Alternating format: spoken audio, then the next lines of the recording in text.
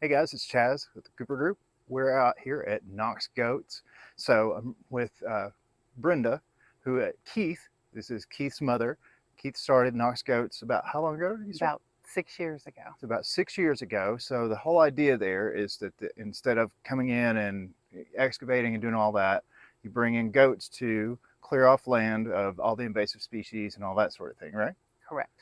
And But how did all that come to be? How did that start? okay, so when Keith was in the service, he worked with rebuilding infrastructure in Afghanistan, Okay. and he started working with goats. And he got a little bit of an idea of what goats could do.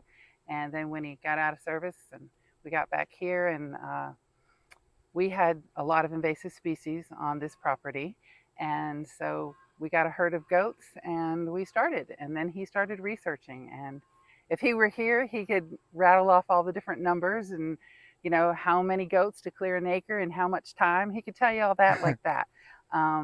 That's not my forte. But anyway, so yeah, the goats love kudzu, they love floribunda rose, they love poison ivy. So all those things that we have here in East Tennessee, Just bring the goats in the instead of goats having that to have eat the it. landscapers and stuff. Yes. And I know you guys do smaller things, but also you do larger, like pretty big acreage Yes. projects too, right? And that's where he's at today. He's doing something. Yes, he's got a larger kudzu job that he has started in Chattanooga.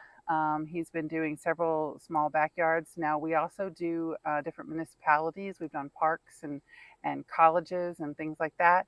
Yeah. Wherever there's an invasive species problem, they can take the goats in. As long as we can get in to put some fences up, we can get the goats in there. That's awesome. And so that's cool. And this is a great spot too. And so you also do some things with the venue here as far as different, I know you said you had some family reunions, weddings and stuff. Weddings. We have pond? a fishing pond. It's a pay pond. You come out and $10 a person, come out, hang out, bring a picnic lunch, spend the day. It is catch and release. But we have that. We have hiking trails. Just take your shoes off and enjoy walking in the grass and being out here in nature. So we're kind of spoiled. We love it. So, but it is a lot of hard work. And one of the things with the Knox Goats, you have to realize that the business model's kind of unique as far as you running a business, doing the land, but then you have to manage the animal husbandry. So Right. and the biggest thing is always first and foremost is the care of the animals and what's best for their needs. So we have to work around the weather. We have to work around certain areas. There could be some things that are poisonous to goats, so Okay. we have to work around that. So it's a unique thing, but my son has fun doing it, and people love it. It's a great way to get rid of your invasive species without all the damage, and your carbon footprint is definitely greatly Sure. reduced.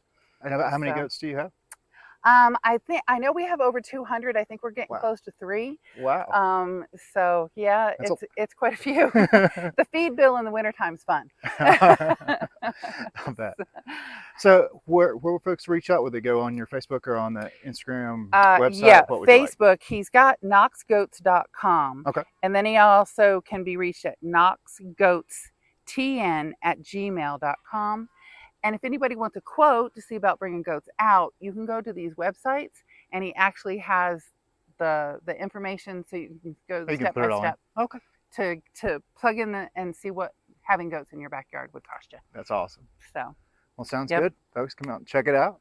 And Brenda, we sure appreciate it very much. It was really nice talking to you. Thank you. Glad to be here.